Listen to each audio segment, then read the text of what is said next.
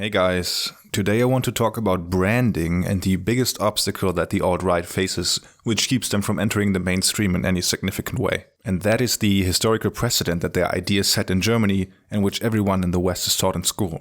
As soon as the alt-right talks about things like white identity and a homeland for their people, the average person smells the stench of Nazism coming from them. The biggest problem they have is that the public already knows what the alt-right wants and where their ideas will lead. Today I want to examine a couple of approaches that the alt-right uses to get rid of this association. As far as I can see, there are three main groups in the alt-right. There are people like Tara McCarthy who don't deny things like the Holocaust, and it's extremely funny to see her clash with her ideological peers over this from time to time. I'm actually a fourth generation Holocaust survivor, believe it or not. I do have compassion and empathy toward other ethnic groups, but I also have compassion and empathy toward... Fourth generation. Well, this part of the alt-right is not interesting for today's topic, so let's look at the other two. And then we have people like Richard Spencer, who spend most of their time advertising for the alt-right. From time to time he runs into the problem I described earlier, and pay attention how he responds. Will you denounce Adolf Hitler? I heard you don't denounce Adolf Hitler when asked about that. National Socialism was a disaster. The 20th century was pretty much a disaster from my but do you opinion. denounce the actions of Adolf Hitler? I'm not going to play this game Oh, where it's not a you game. throw out historical figures and I denounce them. I mean, do you denounce Stalin? Do you denounce Pol Pot? I mean, look, Yeah. the National Socialist Germany, it's part of history. It's not who I am.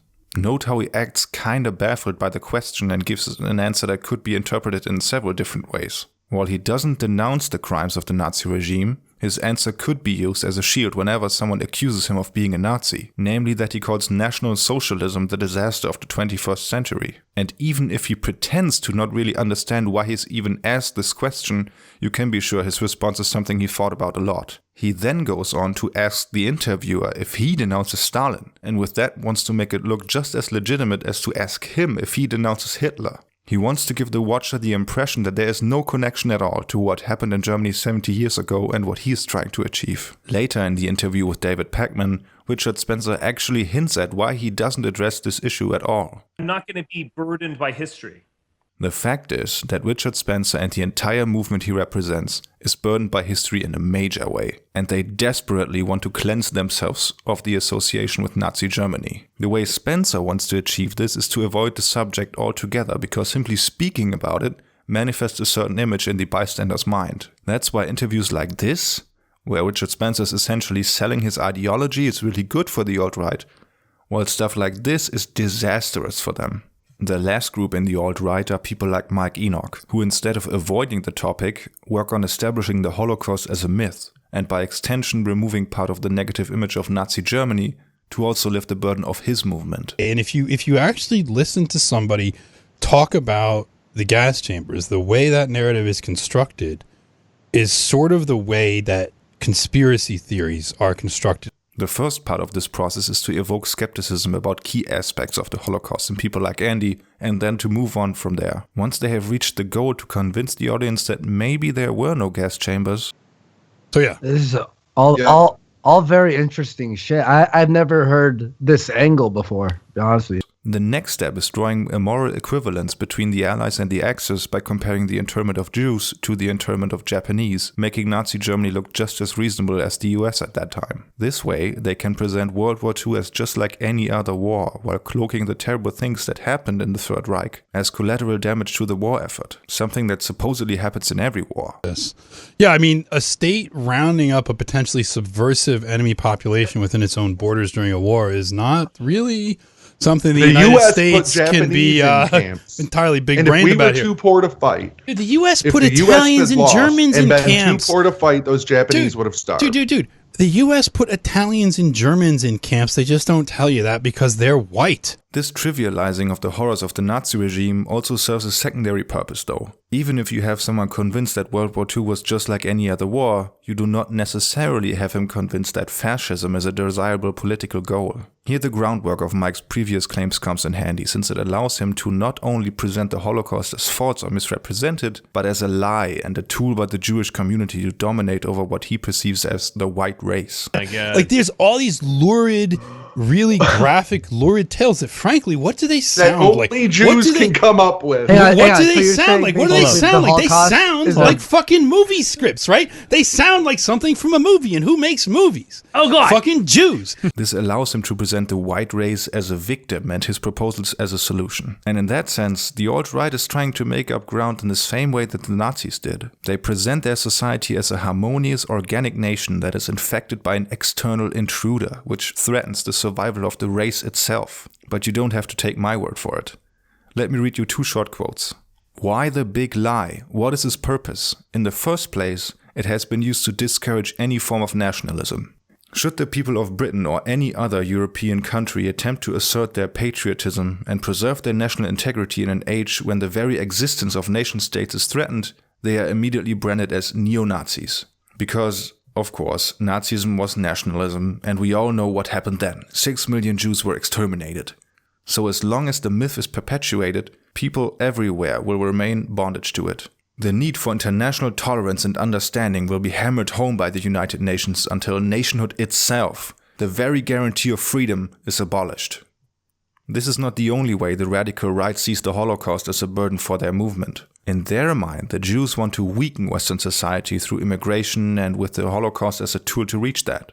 Many countries of the Anglo-Saxon world, notably Britain and America, are today facing the gravest danger in their history. The danger posed by the alien races in their midst. Unless something is done in Britain to halt the immigration and assimilation of Africans and Asians into our country, we are faced in the near future, quite apart from the bloodshed of racial conflict, with the biological alteration and destruction of the British people as they have existed here since the coming of the Saxons. If you're familiar with alt-right talking points, this will not be the first time you heard these arguments, especially the one of biological alteration. I didn't get this text from 4chan or an alt-right subreddit though. It is from a short pamphlet called Did 6 Million Really Die?